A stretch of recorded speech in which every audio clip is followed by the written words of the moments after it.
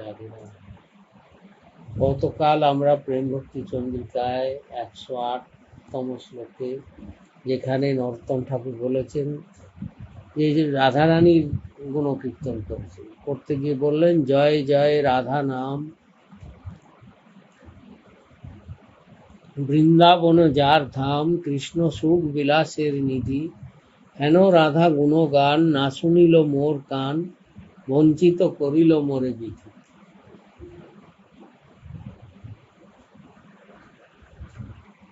অর্থাৎ বৃন্দাবন ধামই যে রাধারানীর স্বরূপ, রাধারানীরই বিভূতি, রাধারানীরই প্রকাশ হচ্ছে বৃন্দাবন ধাম। আর গোবিন্দের আনন্দের উৎস, কৃষ্ণ সুখ বিলাসের নিধি। বলে বললেন কি হেন রাধা গুণগান, না শুনিল মোর কান। আমার কান এতই অভাগ্য, আমি এতই অভাগ্য যে আমার কানে সেই রাধারানীর গুণগান পৌঁছাচ্ছে না, আমাকে বিধাতা বঞ্চিত করেছে। এবার ঠাকুর নরোত্তম বললেন কি, তার ভক্ত সঙ্গে সদা, রসলীলা প্রেম কথা, যে করে সে পায় ঘনশ্যাম। বললেন রাধারানীর যারা সেবক, যারা একান্তভাবেই রাধারানীর চরণাশ্রয় করে থাকে, তার ভক্ত সঙ্গে সদা। তো রাধারানীর পরিকরদের সঙ্গে রাধারানীর প্রেম মাধুরীর কথা যে শ্রবণ করে সদা, তার হবে কি, যে করে সে পায় ঘনশ্যাম। তার শ্রীকৃষ্ণকে পাওয়ার জন্য আর কোনো সাধনা করতে হয় না। হ্যাঁ, ব্রজেও আছে একটা কথা প্রসিদ্ধ আছে, রাধে রাধে শ্যাম মিলাধে। যে রাধে রাধে করে আপনি শ্যাম সুন্দর দৌড়ে আসেন।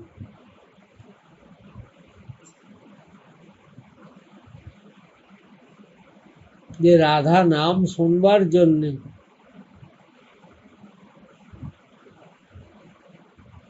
আমাদের পুরাণেও বর্ণিত আছে যে রাধা নাম তো দূরের কথা, রা শব্দোচ্চারণা দেব স্ফীত ভবতি মাধব।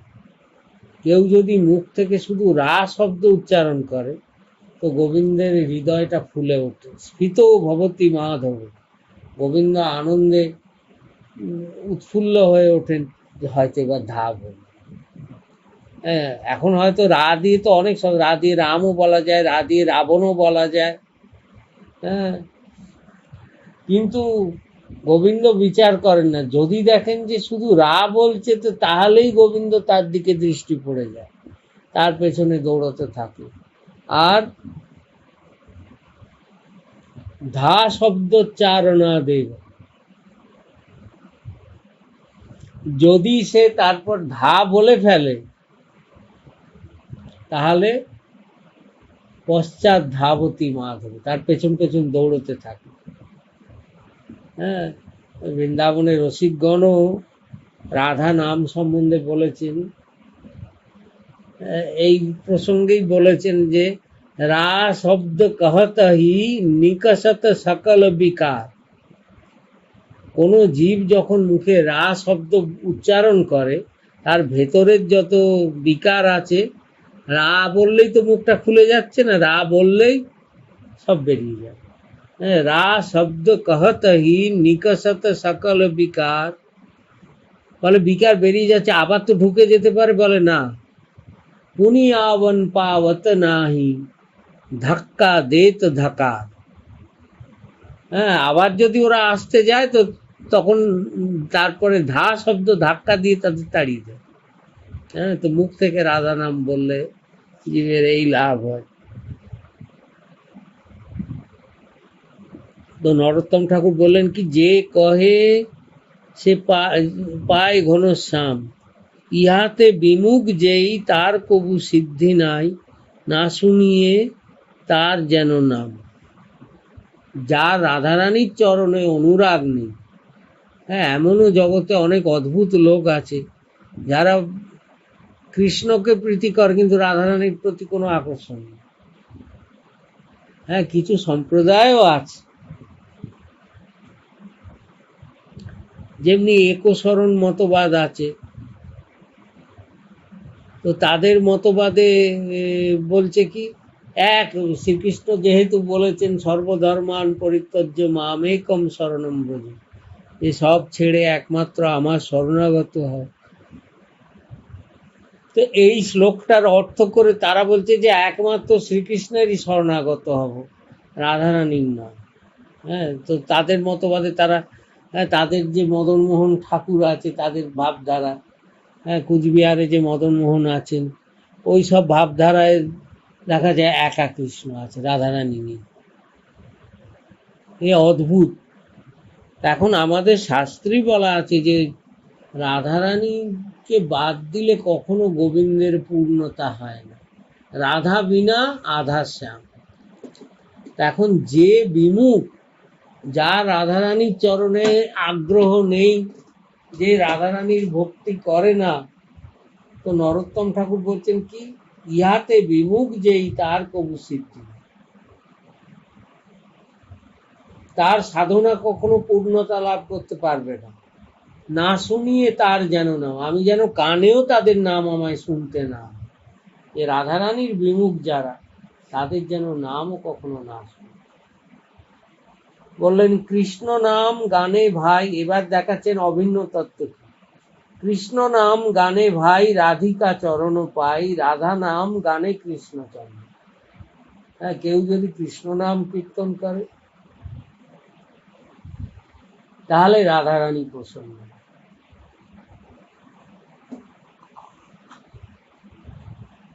কৃষ্ণ নাম গানে ভাই, রাধিকা চরণ পাই। কৃষ্ণ নাম কীর্তন করলে রাধারানী এসে হাজির হয়। আর এই দুজনের মধ্যে এমন ব্যাপার আছে। আর রাধা নাম গানে কৃষ্ণ চরণ, আর রাধা নাম করলে সেখানে গোবিন্দ আসে। সংক্ষেপে কহিনু কথা, ঘুচাও মনেরও ব্যথা, দুঃখময় অন্য কথা দ্বন্দ্ব। বলে বলছেন আমি অতি সংক্ষেপে এই প্রসঙ্গ বলে দিলাম। অর্থাৎ যদি তোমার রাধারানীর প্রতি প্রেম থাকে তো কৃষ্ণের প্রতিও তোমার মনে ঠিকই থাকবে। আর কৃষ্ণের প্রতি যদি থাকে, তো যদি সত্যি তুমি কৃষ্ণকে প্রীতি করো, তো রাধারানীর প্রতিও তোমার প্রীতি স্বাভাবিক হবে। আর যদি অন্তরের প্রীতি নেই, শুধু লোক দেখানি করো, তাহলে গন্ডগোল থাকবে। হ্যাঁ, তো তাই বলছেন সংক্ষেপে আমি এই কথা বললাম, এই বুঝে নিয়ে নিজের ভজনে নিযুক্ত হয়। দুঃখময় তর্ক বিতর্কে আর যেও না। তারপর বললেন কি, অহংকার অভিমান অসৎ সঙ্গ অসৎ জ্ঞান ছাড়ি ভজ গুরু পাদ পদ্ম। বলে ভক্তি মার্গে ভগবানের সঙ্গে মিলনের বাধাটা করে কি? তবে বাধা করে, সবচেয়ে বড় বাধা হচ্ছে অহংকার অভিমান। জীবের কিছুই নেই, তার নিজের বলতে কি আছে? যখন জগতে এসেছিল হাতে কি নিয়ে এসেছিল? আবার যাবার সময় কি হাতে করে বেঁধে নিয়ে যাবে? যা পেয়েছে জগতে, কিন্তু অহংকার তবু কত। আরে ভক্তি মার্গে গিয়েও তার কত মনে অহংকার। আমার মতো কে আছে? আমি মহাভক্ত, আমি যা ভালো বুঝি, আমি যা জানি সেরকম কজন জানে। হ্যাঁ, তো এই অহংকারটা করে কি, ভগবানের দরজাটা বন্ধ করে, তার কাছে আর পৌঁছতে দেয়। হ্যাঁ, অহংকার অভিমান। হ্যাঁ, রামের ভজনেও আছে, কিয়া অভিমান তো ফির মান নেহি পায়েগা। যদি তুমি অভিমান করো তাহলে মান আর কোথাও পাবে না। হ্যাঁ, কেউ তোমার মর্যাদা করবে না। হ্যাঁ, অভিমান করা মানে নিজের পতন ডেকে আনা। হ্যাঁ, কিয়া অভিমান তো ফির মান নেহি পায়েগা, হোগা প্যারে ওহি जो শ্রী রাম জি কো ভায়েগা। জানবে সেটাই হবে যা ভগবান যা বিধান করে রেখেছে। হ্যাঁ, সেইটাই হবে। তো অভিমানের ব্যাপার, সাধারণ জীবের কথা আর কি বলা হবে? সাধারণ মূর্খ অজ্ঞ জীব, তাদের তো অভিমান থাকবে। দূর কর, স্বয়ং ভগবানের পরিকরদের মধ্যেও অভিমানের প্রসঙ্গ আমরা বহু জায়গায় দেখেছি, যে ভগবানের পরিকর তাদের মধ্যেও অভিমান এসেছে। ভগবান তাড়াতাড়ি সে অভিমান ভঙ্গ করিয়ে দিয়েছে। জানছেন যে আরে আমার প্রিয়জন, তার মধ্যে যদি অভিমান আসে, তো আমার থেকে দূরে সরে যাবে। এ তো আর আমার কাছে আসতে পারবে না। কারণ অভিমানের কাজই হচ্ছে কি পর্দা করে দেয়, ভগবানের সামনে পর্দা ফেলে দেয়। মনের মধ্যে যদি অভিমান এলো আর সে, হ্যাঁ, যে আমি একটা কেউটেটা, ব্যাস সাথে সাথে ভগবানের সামনে পর্দা ফেলে দেয়, আর পৌঁছাতে পারবে, দরজা বন্ধ। তাই ঠাকুর নরোত্তম বলছেন, অহংকার, অভিমান, অসৎ সঙ্গ, অসৎ জ্ঞান আর অসৎ জনার সঙ্গ, যাদের মধ্যে ভগবত ভক্তি নেই এইরকম লোকের সঙ্গ, আর তাদের থেকে অসৎ জ্ঞান লাভ করে, হ্যাঁ, যেটা তোমাকে আরো অধঃপাতে নিয়ে যাবে, সেই অসৎ জ্ঞান যদি তুমি সংগ্রহ করতে থাকো, তো তাহলে তোমার পরমার্থ পথ বন্ধ হয়ে যাবে। তাই ভজন পথে যেতে গেলে সহজ উপায় কি বললেন? অহংকার, অভিমান, অসৎ সঙ্গ, অসৎ জ্ঞান ছাড়ি ভজ গুরু পাদ পদ্ম। বলে এর থেকে মুক্তি পাওয়ার একটাই উপায় আছে, কোনো দিকে তাকিও না, গুরুর চরণে শরণাগত হও। ছাড়ি ভজ গুরু পাদ পদ্ম। যদি গুরুর কাছে নিজেকে সমর্পণ করে দিতে পারো, তাহলে জানবেন অহংকার, অভিমান কোনোটাই তোমার পতনের কারণ হবে না, গুরু ঠিক তোমাকে তুলে নেবে। হ্যাঁ, কিন্তু তার জন্য বলছেন ছাড়ি ভজ গুরু পাদ পদ্ম। গুরুর কাছেও নিজেকে সমর্পণ করতে হবে। কপটভাবে শরণাগত হলে কিছুই মিলবে না। অন্তর থেকে যদি গুরুর কাছে শরণাগত হওয়া যায়, তাহলে এগুলো সব চলে যাবে। আর বলছেন কি, করি আত্মনিবেদন, গুরুর কাছে নিজেকে নিবেদন করে দিতে হবে। হ্যাঁ, এতটুকু স্বাতন্ত্র রাখলে হবে না, পরিপূর্ণভাবে নিজেকে নিবেদন করতে হবে। করি আত্মনিবেদন, দেহ গেহ পরিজন। এই দেহ, গৃহ, পরিজন সব কিছুই মনে করতে হবে যে গুরু কৃপার দান। হ্যাঁ, যে গুরুদেবেরই কৃপায় এই সব হয়েছে, এই সবই তাঁর বস্তু। হ্যাঁ, নিজে মালিক হলে হবে না, নিজে কর্তা হলে হবে না, মালিক মনে করতে হবে গুরুদেবকে, যে তিনি রাধারানীর নিজজন, তাঁরই শক্তিতে সবকিছু চলছে। তাই বলছেন গুরু বাক্য পরম মুহূর্ত, এবং গুরুদেবের মুখের কথা তিনি যা বলছেন সেটার উপর ধ্যান দিতে হবে। এই নয় যে বলে জগতের ক্ষেত্রে করতে হবে কি, জগতের বাজে কথা তো শুনতেই হয়, এক কানে শোনো, এক কানে বের করে দাও।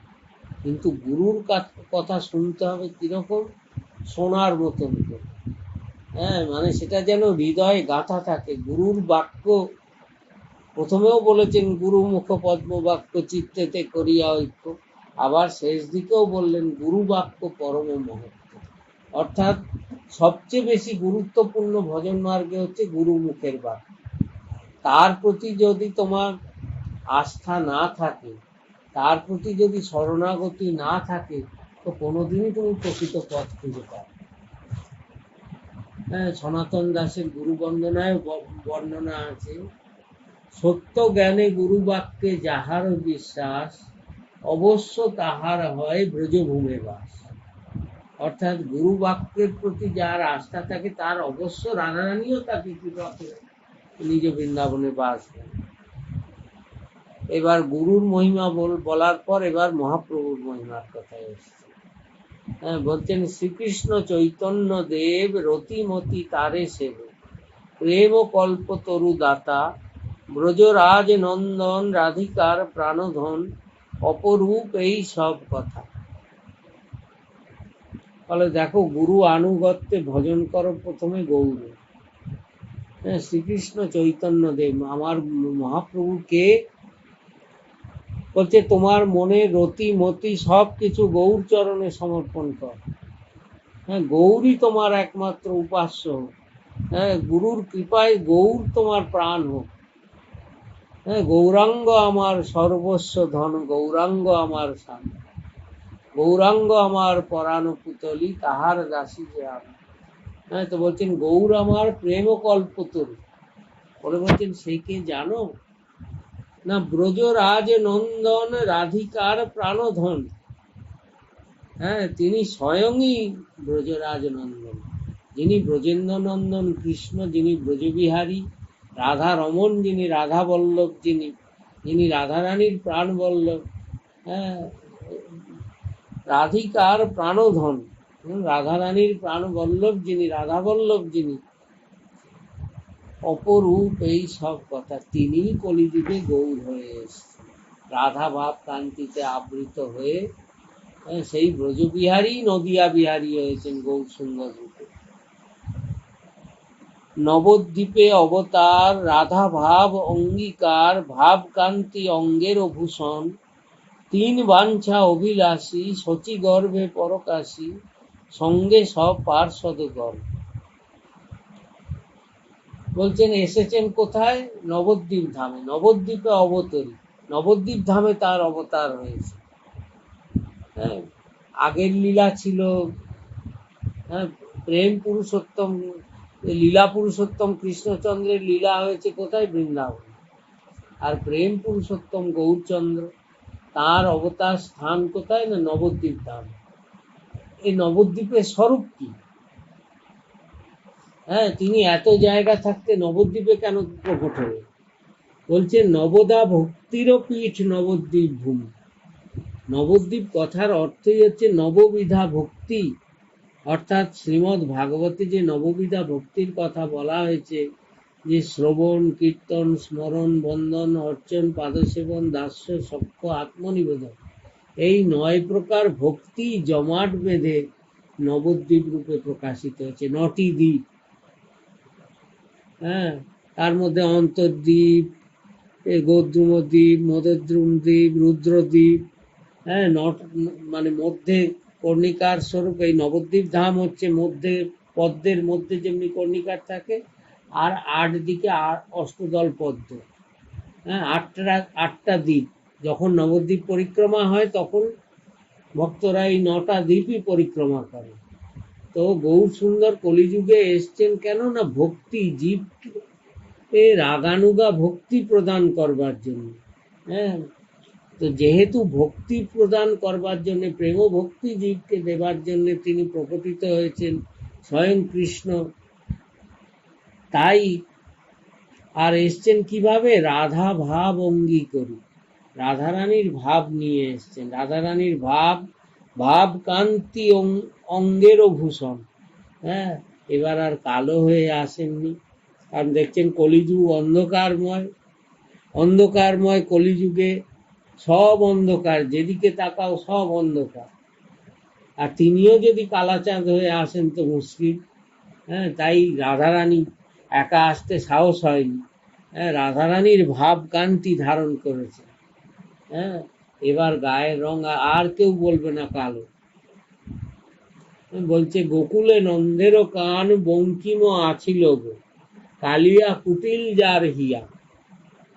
যে গোকুলে নন্দ বাবার যে ছেলে, সে তো বাঁকা, 3 জায়গায় বাঁকা, ত্রিভঙ্গ বাঁকা।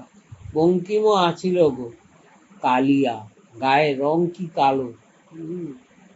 তাকে তো আর কেউ সুন্দর গৌরবর্ণ বলবে না, কালো রং ছিল। হ্যাঁ, তো রসিক আচার্যরা বলছেন কি যে শুধু কালো, রঙে কালো তা নয়, কুটিল যার হিয়া। যেমনি গায়ের রংটি তেমনি স্বভাবটি, স্বভাবটিও তেমনি কুটিল, সহজ সরল নয়। হ্যাঁ, কালিয়া কুটিল যার হিয়া, সবার পেছনে লাগছে, সবার সঙ্গে দুষ্কর্ম করছে, হ্যাঁ, লোককে জ্বালিয়ে মারছে। তো বলছে রাধারও প্রীতি উহায় সমানও করেছে গো। কিন্তু রাধারানী তো ত্রিভঙ্গ বাঁকা নন, আর রাধারানী সোজা। তো এই রাধারানীর কৃপাতে, রাধারানীর প্রেমে পড়ে এই বাঁকাও সোজা হয়ে গেছে। রাধারও প্রীতি উহায় সমানও করেছে গো, সেই এই বিহরে নদিয়া। রাধারানীর প্রেমের দায়ে ঋণী হয়ে তিনিও সোজা হয়ে গেছে। হ্যাঁ, একদম সোজা, আর টেড়া বেঁকা নেই, বাঁকা নয়। নবদ্বীপ চন্দ্র একদম সোজা হয়ে দাঁড়িয়ে আছে। হ্যাঁ, বলছে কেন এসছে? 3 বাঞ্ছা অভিলাষী, শচী গর্ভে পরকাশী, সঙ্গে সব পার্শ্বদগণ। বলে দেখো, তার 3টে ইচ্ছা ছিল। হ্যাঁ, ব্রজে রাস বিহার যখন করছেন, বৃন্দাবনে যখন রাস বিহার করতে করতে অনাদির আদি শ্রী গোবিন্দের মনে তিনটে ইচ্ছে জেগেছিল, যে কি তিনটে জিনিস আমাকে জানতে হবে। কি জিনিস না, স্বরূপ দামোদর সংস্কৃতে বলেছেন, বাংলায় পদকর্তারা বাংলাতে বলছেন, কই ছোনো রাধা প্রেমা। রাধারানীর প্রেমটা কিরকম বস্তু আমায় জানতে হবে। গোবিন্দের ইচ্ছা হয়েছে, রাস রসে খেলতে খেলতে গোবিন্দের মনে ইচ্ছা হয়েছে, কই ছোনো রাধা প্রেমা, কই ছোনো মধুরিমা। রাধারানীর রূপ মাধুরীটা কিরকম। বলে গোবিন্দ তো মদন মোহন, কামদেবও মোহিত হয়ে যান তার রূপ দেখে, আর সেই গোবিন্দ যাকে দেখলে পাগল হয়ে যান, উন্মাদ হয়ে যান। রাধারানীর দিকে যখনই দেখেন মনে হয় নিত্য নতুন। আর সব সময় গোবিন্দ রাধারানীকে অভিযোগ করেন যে, দেখো রাধারানী, তুমি তো আজ পর্যন্ত আমাকে কোনোদিন দেখলেই না। কারণ বলছে রাধারানীর দৃষ্টি থাকে সদা অর্ধ নিমিলিত, অর্ধেক বোঝা। হ্যাঁ, প্রেমময়ীর এত সুকোমল যে দৃষ্টিও পুরো খোলেন না। আর তাই গোবিন্দের মনে জাগে যে রাধারানী বোধহয় আমাকে পুরোপুরি দেখেন না। তাই বলছে রাধারানীর রূপ মাধুরীটা কি বস্তু, যে রূপ মাধুরী আস্বাদনের জন্য গোবিন্দ পাগল হয়ে যান। মদন মোহন সবচেয়ে সুন্দর যিনি, তিনিও পাগল হয়ে যান। তো কই ছনো রাধা প্রেমা, কই ছনো মধুরিমা, কই ছনো সুখে তিহ ভোর। রাধারানীর মনে কি আনন্দ হয়, কি আনন্দে রাধারানী সদা বিভোর থাকেন। তার তো কোনো আত্মসুখ বাঞ্ছা নেই, নিজে সুখী হওয়ার কোনো ইচ্ছা নেই, কিন্তু সদাই আনন্দে বিভোর থাকেন। তো সেই আনন্দটা কিরকম, রাধারানীর অন্তরের আনন্দটা কিরকম। হ্যাঁ, কই ছনো সুখে তিহ ভোর, এই তিনটে জিনিস কিরকম গোবিন্দর আস্বাদনের ইচ্ছা জেগেছে। তিন বাঞ্ছা, সেই জন্য বলছে। বলে যখন গোবিন্দ ভাবলেন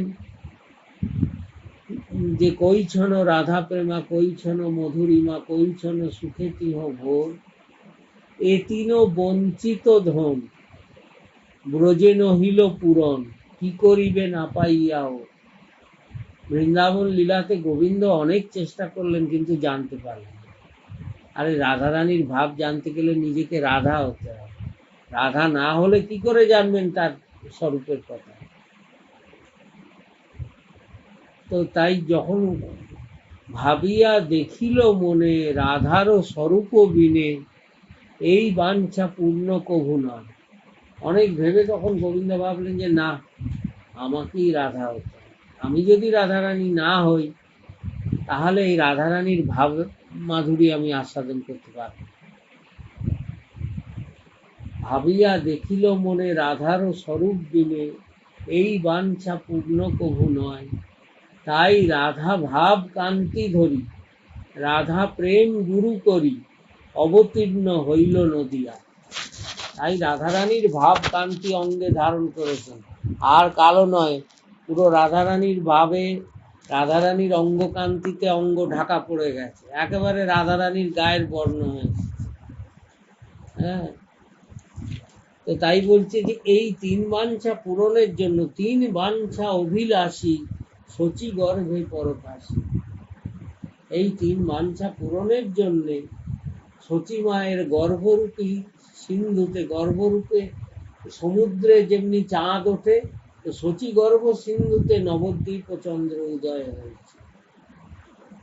হ্যাঁ, সঙ্গে সব পার্শ্বদগণ, আর একা আসেননি। যেখানে যত পরিকর ছিল, যত অবতারের পরিকর, আরে রামলীলার পরিকর, নৃসিংহদেবের পরিকর, সব অবতারের পরিকরদের, আর কৃষ্ণলীলার পরিকররা তো আছে, সব পরিকরদের নিয়ে কলিযুগে নবদ্বীপ ধামে প্রকটিত হয়েছে। আর গৌর হরি অবতরী, প্রেমেরও বাদর করি, সাধিলা মনের নিজ কাজ। আর জগতে অবতীর্ণ হয়ে করেছেন কি, প্রেমের বর্ষা বর্ষণ করে দিয়েছে। হ্যাঁ, যে প্রেম যে কি বস্তু লোকে জানতো না, আর প্রভু করেছেন কি, বর্ষাকাল যখন আসে, শরৎকালেও বর্ষা হয়, কিন্তু শরতের বর্ষা হয় কি, এখানে হচ্ছে এ পাড়ায় বর্ষা হচ্ছে, ও পাড়ায় দেখো খটখটে রোদ।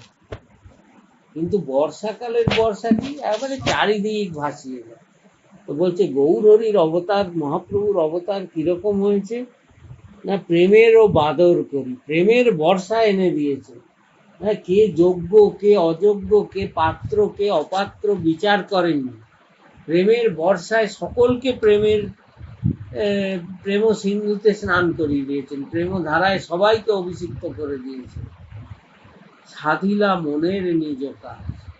হ্যাঁ, একাধারে নাম সংকীর্তন দিয়েছেন জীবকে, নাম সংকীর্তন, আর সেই নামের মধ্যেই ব্রজরস মাধুরী ভরে দিয়েছেন, যাতে জীব সেই ব্রজলীলা আস্বাদনের অধিকারী হয়। এইভাবে নিজের কাজ সমাপ্ত করেছেন, নিজের যা ইচ্ছা পূর্ণ করেছেন। বলে আবার বলছেন, রাধিকার প্রাণপতি কিভাবে কান্দয় নীতি, ইহা বুঝে ভকত সমাজ। অথচ নিজে রাধারানীর প্রাণ বল্লভ, নিজেই গোবিন্দ, গৌর তো আর কেউ নয়, স্বয়ং গোবিন্দই গৌর হয়ে এসছে। রাধিকার প্রাণপতি হয়েও সদা হা কৃষ্ণ বলে দুনয়নে ধারা, প্রভুর নয়ন ধারার কখনো বিরতি নেই, নিরন্তর হা কৃষ্ণ বলে, হ্যাঁ, দুই নয়ন অশ্রু ধারায় প্লাবিত হয়ে যাচ্ছে প্রভু। তো এখানে নরোত্তম ঠাকুর রহস্য করে বলছেন যে রাধিকার প্রাণপতি কিভাবে কান্দয়, স্বয়ং রাধারানীর প্রাণবল্লভ যিনি, তিনি কিভাবে কি জন্যে কাঁদছেন, তার কান্নার কি কারণ, ফলে এও রহস্য আছে। ইহা বুঝে ভকত সমাজ, এটা শুধু ভক্তরাই বুঝবে, হ্যাঁ, প্রেমীজন যারা তারাই বুঝতে পারবে,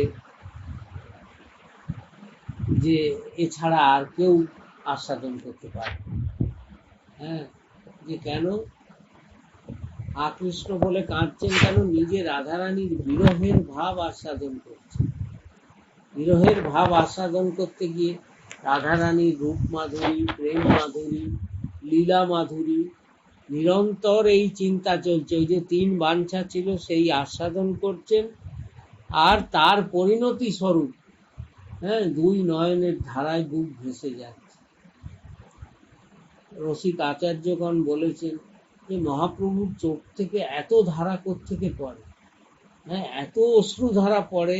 এও বর্ণনা আছে যে প্রভু যখন জগন্নাথের রথের সামনে, রথের জগন্নাথকে দর্শন করে নৃত্য করতেন, প্রভুর 2 চোখ দিয়ে এমন অশ্রু ধারা বেরোতো পিচকারির মতো, তাতে লোকে ভিজে যেত চোখের জলে।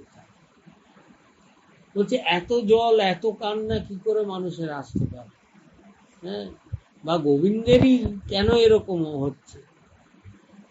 তো রসিক আচার্যগণ তারা বলছেন যে দেখো, একার চোখের জল নয়, ফলে সেদিন যারা কেঁদেছিল বৃন্দাবনের পথে পথে, তাদের চোখের জলের ধারায় যায় গোরার বুক ভেসে। অর্থাৎ বৃন্দাবনের পথে পথে যে ব্রজগোপীদেরকে তিনি কাঁদিয়েছেন, হ্যাঁ, রাসবিহার কালে তাদেরকে ডেকে এনে তাদের ছেড়ে চলে গিয়েছে, তখন গোপীরা শত শত, হ্যাঁ, কোটি কোটি গোপী তারা যে কেঁদেছে আকুল হয়ে, আজকে তাদের প্রেমের ঋণ শোধ করার জন্য মহাপ্রভুর চোখে, সেই গোপীদের চোখের জলের ধারা আজ মহাপ্রভুর চোখ দিয়ে প্রকাশিত হচ্ছে। এই জন্যে অত চোখের জলের ধারা, যে পাষাণও গলানো গোরা, হ্যাঁ, পাথরও গলে গেছে, আজও আলালনাতে তার চিহ্ন আছে, যে প্রভুর প্রেম বিগলিত শরীরের স্পর্শে, প্রভুর দেহের উত্তাপে পাথর গলে গেছে, পাথরের মধ্যে তার সর্বাঙ্গ চিহ্ন রয়েছে পুরীতে আলালনাথে। এবার ঠাকুর নরোত্তম বলতে গিয়ে বলছেন, গুপ্তে সাধিব সিদ্ধি সাধন নবদা ভক্তি, প্রার্থনা করিব দৈন্যে সদা। ফলে দেখো, এই যে মধুর ভাবের ভজন, ব্রজের যে ভজন, সে কারোর সামনে ব্যক্ত করবে না। গোপনে প্রেম রাখো হৃদয়ে ভরিয়া, হৃদয়ে ভরে যুগলের প্রতি প্রেমে সাধনকে সিদ্ধ কর। আর এটা হচ্ছে গুপ্তে সাধিব সিদ্ধি। হ্যাঁ, তোমার সাধনার পূর্ণতা হবে গোপনে, ভেতরে। যেমনি একটা বীজ পোঁতা হলে তাতে যে জল ঢালা হয়, তার থেকে যে ধীরে ধীরে অঙ্কুর বের হয়, এটা বাইরে কেউ বুঝতে পারে না, মাটির ভেতরেই কাজ চলতে থাকে। তো সেই রকম প্রেম ভক্তির বীজ যেটা তোমাকে গুরু তোমার হৃদয়রূপী ক্ষেত্রে বপন করে দিয়েছেন, তো সেই বীজে তুমি জল ঢালতে থাকো। জল ঢালবে কি? সাধন নবদা ভক্তি, এই নরকম ভক্তির জল তাতে সিঞ্চন কর। হ্যাঁ, সাধন নবদা ভক্তি প্রার্থনা করিব দৈন্যে সদা। আর গোবিন্দের কাছে, রাধারানীর কাছে প্রার্থনা করো কি করে? দৈন্য জানিয়ে, দিনহীন নয়, অহংকার নিয়ে নয়, যে আমার মতো অযোগ্য কেউ নেই প্রভু। হ্যাঁ, আমার হেন নোংরা জিনিস নেই যা আমার হৃদয়ে নেই, তুমি আমাকে কৃপা করো। আমার সমস্ত মলিনতা মুছিয়ে দিয়ে, একটা ছোট বাচ্চা যেমনি কাদা মেখে আসে, খেলতে গিয়ে মাটি কাদা মেখে চলে আসে, নোংরা হয়ে আসে, কিন্তু মা করে কি? ধুয়ে মুছে পরিষ্কার করে তাকে কোলে তুলে। তো রাধারানীর কাছেও ভক্ত সাধকগণ প্রার্থনা করবেন যে আমরা দেখো, আমরা এসছি তোমার কাছে পরিশুদ্ধ হয়ে নয়, অনেক কাদা আমাদের গায়ে লেগে আছে, কাদা মাটি নোংরা নর্দমার পাঁক লেগে আছে, কিন্তু তুমি তো করুণাময়ী, করুণাময়ী তুমি মায়ের মতন, তোমার প্রেমের জলধারা দিয়ে ধুয়ে দাও আমাদের হৃদয়ের যত মলিনতা, সব ধুয়ে দিয়ে আমাকে শুদ্ধ করে নাও।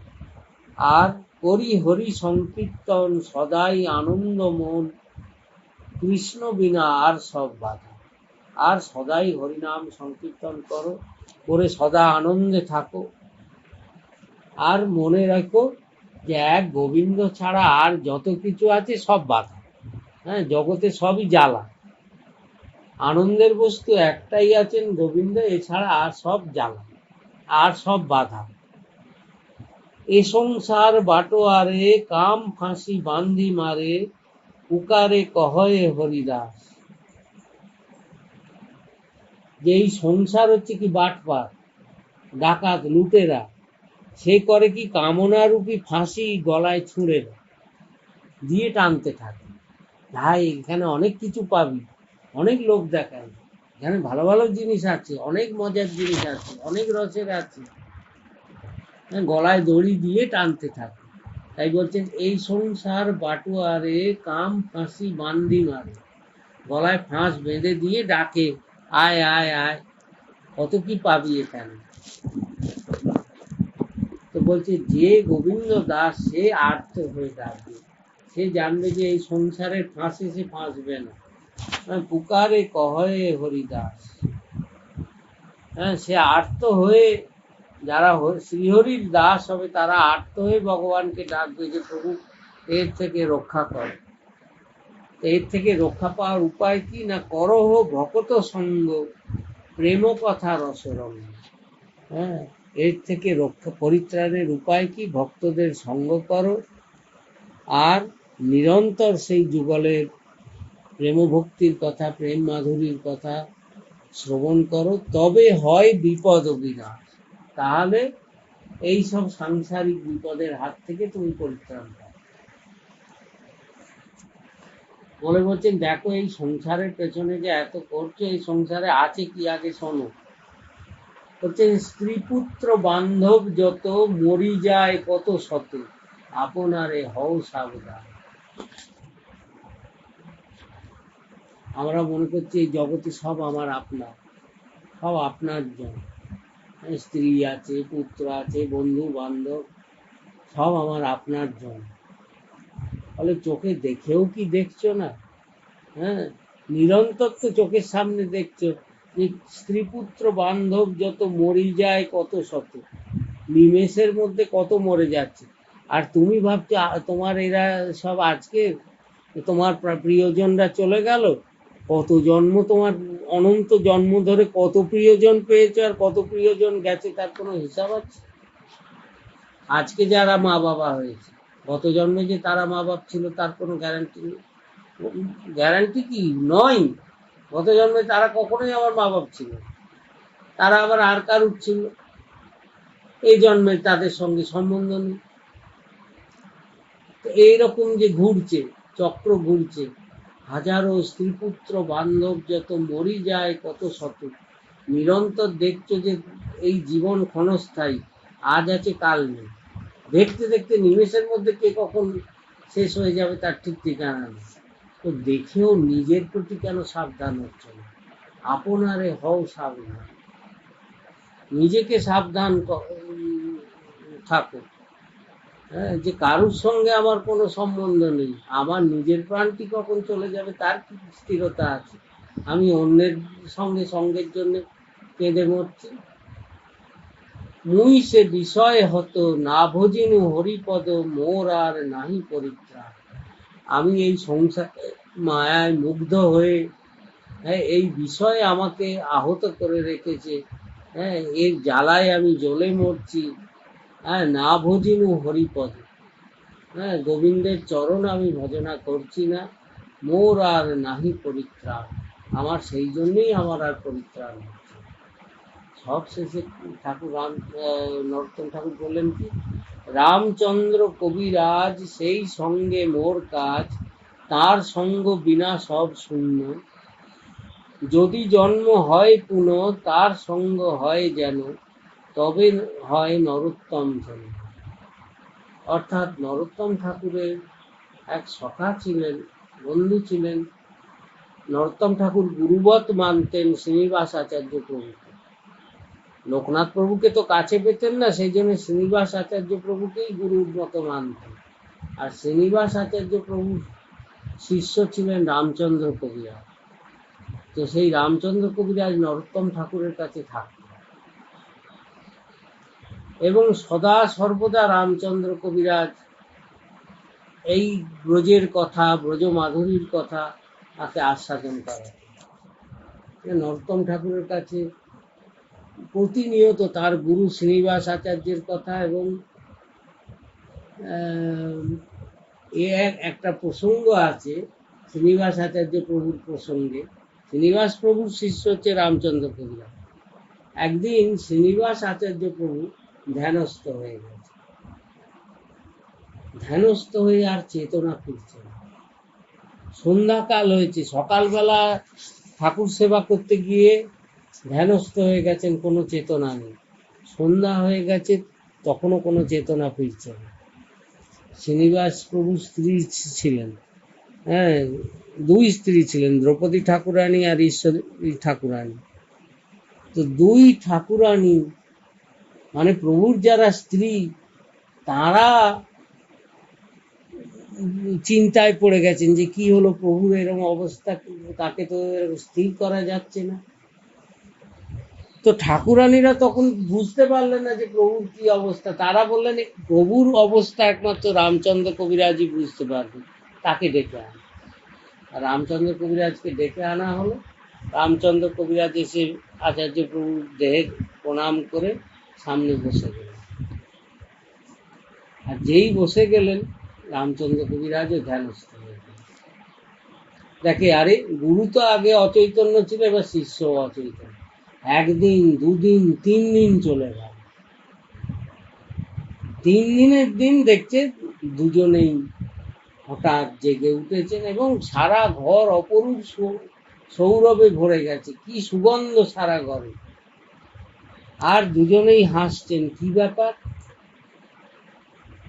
না, পরে প্রসঙ্গে বললেন যে শ্রীনিবাস প্রভু ধ্যানে দর্শন করছিলেন যে রাধাকুণ্ডে রাধা গোবিন্দ স্নান করছে, রাধা গোবিন্দ সখী সঙ্গে স্নান করছে। তো করতে করতে রাধারানীর নাকের নথটা খুলে পড়ে গেছে রাধাকুণ্ডের জলে। তো যখন জলে পড়ে গেছে, তো রাধারানী বলছেন আরে আমার নথটা পড়ে গেল। কোথায়? জলের মধ্যে নথটা পড়ে গেছে। যেই এই কথা বলেছেন, রাধারানীর কাছে ছিলেন রাধারানীর গুণমঞ্জরী সখী। গুণমঞ্জরীকে গোপাল ভট্ট গোস্বামী, রাধারমণ। আর গোপাল ভট্ট গোস্বামী হচ্ছেন শ্রীনিবাস প্রভুর গুরু। আর শ্রীনিবাস প্রভু সাথে সাথে ধ্যানস্থ হয়ে খুঁজতে বেরিয়েছে। তারপর শ্রীনিবাস প্রভু খুঁজে পাচ্ছেন না কোথায় নথ আছে। রামচন্দ্র কবিরাজ যখন ধ্যানস্থ হয়ে উনিও নিজ মঞ্জরী স্বরূপে, করুণা মঞ্জরী স্বরূপে উনি ঢুকে গেছেন। উনি খুঁজে নথটা পেয়েছেন এবং নথটা পেয়ে রামচন্দ্র কবিরাজ দিয়েছেন আচার্য প্রভুর হাতে, আচার্য প্রভু দিয়েছেন গোপাল ভট্ট গোস্বামীর হাতে, মানে গুরু পরম্পরায় যেভাবে সেবা হয়। আর গুণমঞ্জরী রূপী গোপাল ভট্ট যখন দিয়েছেন, রাধারানী নাকে নথটা পরেছেন, পরে খুব আনন্দ হয়েছে এবং রাধারানী পান খাচ্ছিলেন। পান খেতে খেতে মুখ থেকে পান একটু বের করে গুণমঞ্জরীকে প্রসাদ দিয়েছেন, যে নাও প্রসাদ। তো রাধারানী প্রসাদী অধরামৃত তাম্বুল যখন দিয়েছেন, তো সেই প্রসাদ গুণমঞ্জরী আবার তার থেকে একটু দিয়েছেন আচার্য প্রভুকে, আর আচার্য প্রভু দিয়েছেন রামচন্দ্র প্রভুকে। আর যখন দুজনেই চেতনা ফিরে পেয়েছে, দুজনেরই মুখে সেই পান প্রসাদ হয়েছে রাধারানী, এবং তার সুগন্ধেই ঘর ভরে গেছে। যে সেই দিব্য সুগন্ধ, দিব্য বস্তু, রাধারানী সাক্ষাৎ অধরামৃত, অর্থাৎ এত অন্তরঙ্গ ভাব ছিল গুরু শিষ্য। তো এই রামচন্দ্র কবিরাজের সঙ্গে নরোত্তম ঠাকুর থাকতেন এবং দিবারাত্রি এই ব্রজ মাধুরী আস্বাদন করতেন। বহুকাল থাকার পর শ্রীনিবাস আচার্য প্রভু যখন বৃদ্ধ হলেন, আচার্য প্রভু বললেন যে আমি বৃন্দাবন যাব, আমি বৃন্দাবন যাব আর ফিরব না, এই শেষবারের মতো বৃন্দাবন যাব। আর বৃন্দাবন যাব যখন বললেন, তখন রামচন্দ্র কবিরাজ তার প্রিয় শিষ্য, তাকে খবর দিলেন। রামচন্দ্র কবিরাজ খেতুরিতে থাকতেন নরোত্তম ঠাকুরের কাছে, তাকে খবর দিলেন যে রামচন্দ্র তুমিও চলো আমার সঙ্গে।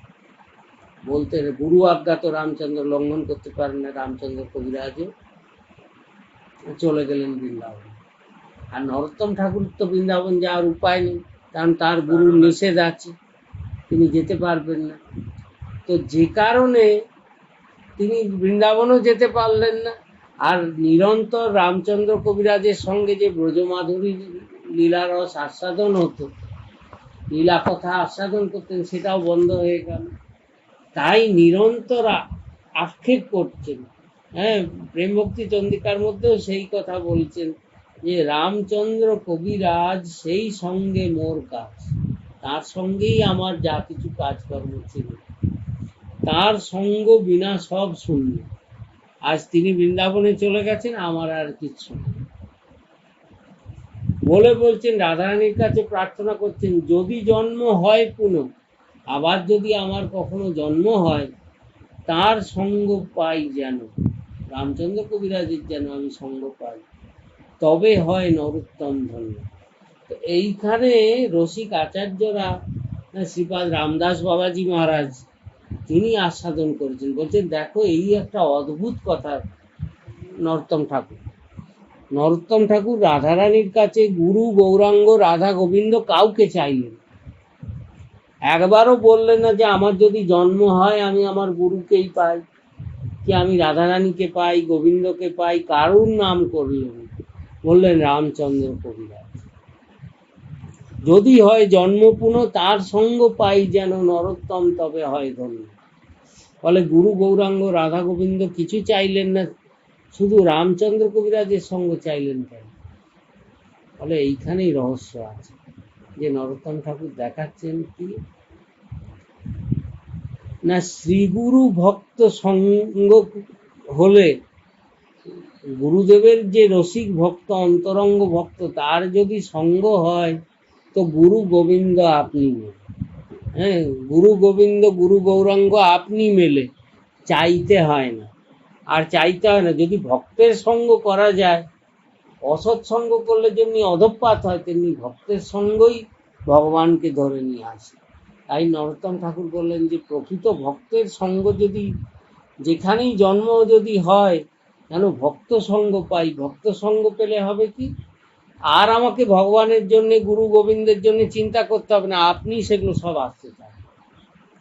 যদি সৎসঙ্গ পাই, ভক্তের সঙ্গ পাই, তো ভক্ত সঙ্গের মহিমা কতটা নরোত্তম ঠাকুর সেই বোঝানোর জন্য প্রেম ভক্তি চন্দ্রিকার একেবারে শেষ দিকে এই কথা বললেন যে রামচন্দ্র কবিরাজ সেই সঙ্গে মোর কাজ, তার সঙ্গ বিনা সব শূন্য, যদি হয় জন্ম পুনঃ তার সঙ্গ পাই যেন, তবে নরোত্তম হয় যেন।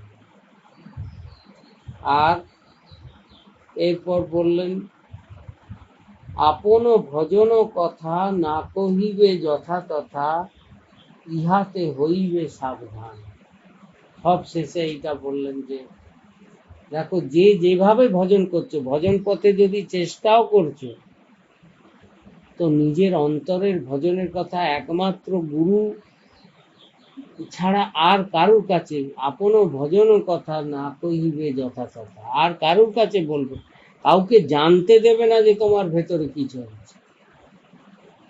আর গুরুকে বলার কে, গুরু তো নিজেই করাচ্ছেন, গুরু কৃপার দানেই তো সব কিছু হচ্ছে, গুরু তো জানেন, তাকে আর বলার কি আছে।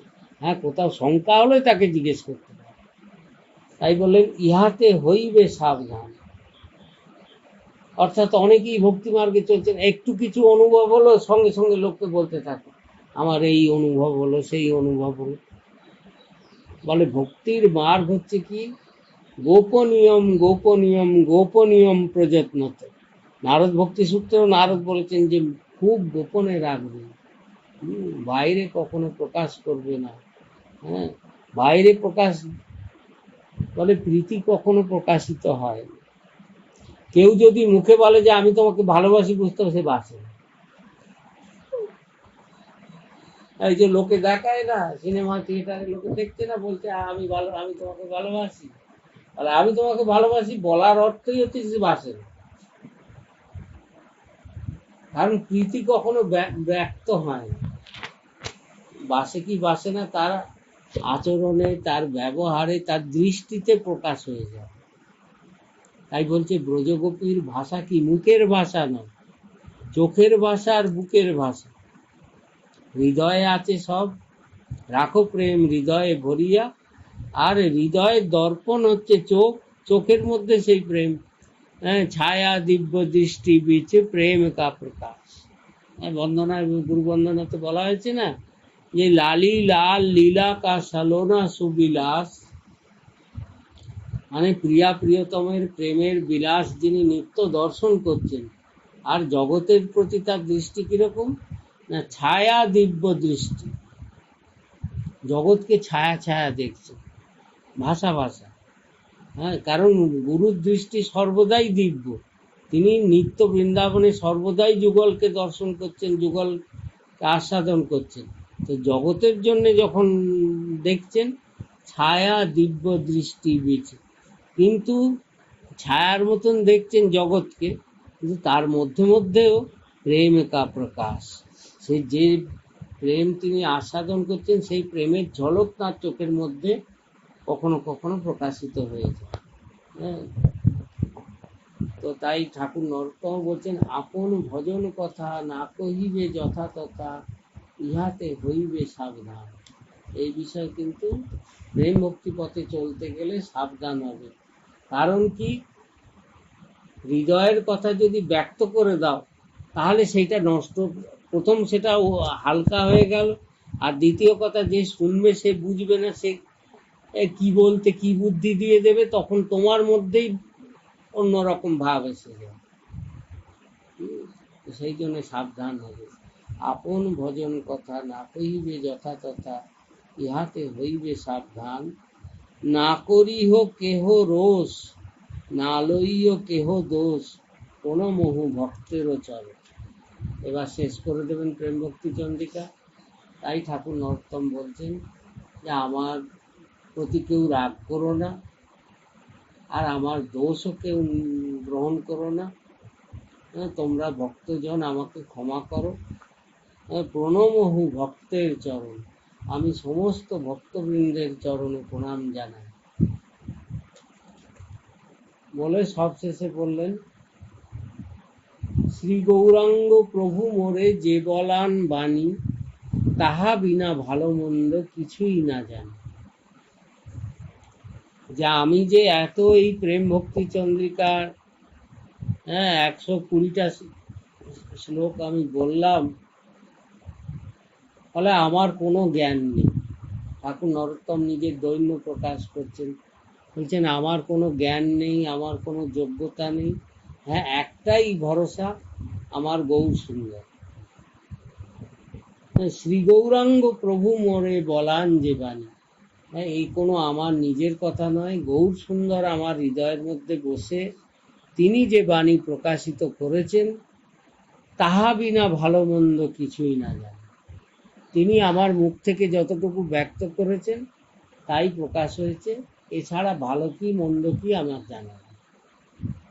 বলে সবশেষে বললেন, শুরুও যা দিয়ে করেছেন শেষও তাই দিয়ে করলেন। শুরু হয়েছেও গুরু বন্দনা দিয়ে, আবার প্রেম ভক্তি চন্দ্রিকা সমাপ্তও করলেন লোকনাথ প্রভু পাদ পদ্ম হৃদয়ে বিলাস, প্রেম ভক্তি চন্দ্রিকা কহে নরোত্তম দাস। হ্যাঁ, লোকনাথ প্রভু আমার গুরুদেব, আমার শ্রী গুরুদেব লোকনাথ গোস্বামী প্রভু, তার শ্রীচরণ যেন আমার হৃদয়ের মধ্যে সদা জাগ্রত থাকে, এইটাই আমি প্রার্থনা করি। এবং লোকনাথ প্রভুর চরণের কৃপাতেই এই প্রেম ভক্তি চন্দ্রিকা ঠাকুর নরোত্তম প্রকাশিত করেছে। হ্যাঁ, তা আমরা এতদিন ধরে যে অনুবাদ শুনছি, অনুবাদের কথা আমরা সাধন করার চেষ্টা করছি, কণিকা, বিশদ তো নয়, সামান্য। তো এখানেও একটা বলতে হবে যে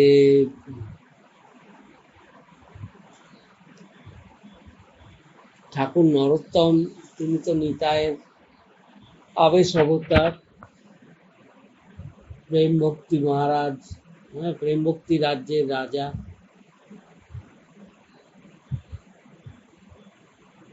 তো এই নরোত্তম ঠাকুরের গুরু লোকনাথ গোস্বামী প্রভু, লোকনাথ গোস্বামী প্রভুর মানে মাতা পিতা পদ্মনাভ চক্রবর্তী আর সীতা দেবী, তারা হচ্ছেন কিন্তু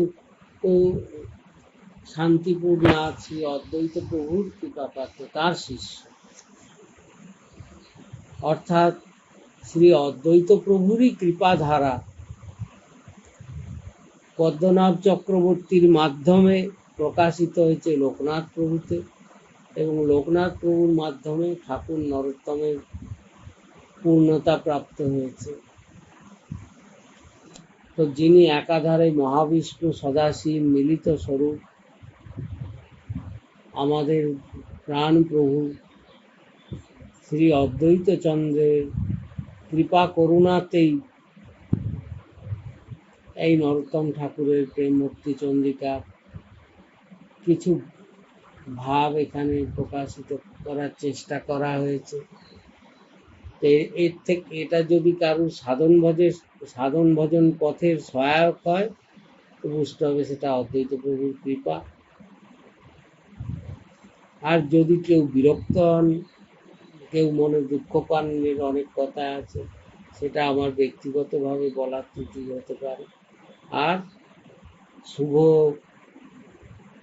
নববর্ষ 1427 পয়লা বৈশাখ গৌর ধামে ঠাকুর নরোত্তম যে বলেছেন শ্রী গৌরাঙ্গ প্রভু মোরে বলান যে বাণী, তো এই সময় থাকার কথা বৃন্দাবন, কিন্তু মহাপ্রভু কৃপা করে রেখে দিয়েছেন তার নিজ ধামে। তো এই যে প্রেম ভক্তিকার ভাবানুবাদ স্বরূপ যে শব্দ প্রকাশিত হয়েছে, সেই প্রতিটি শব্দই পুষ্পাঞ্জলি হয়ে সর্বেশ্বরী শ্রী রাধারানী, তার প্রাণবল্লভ মদন গোপাল এবং রাধা মদন গোপাল মিলিত তনু, যুগল মিলিত তনু শ্রী গৌর সুন্দরের শ্রীপাদ পদ্মে সমর্পিত হোক, এই প্রার্থনা। রাধে রাধে।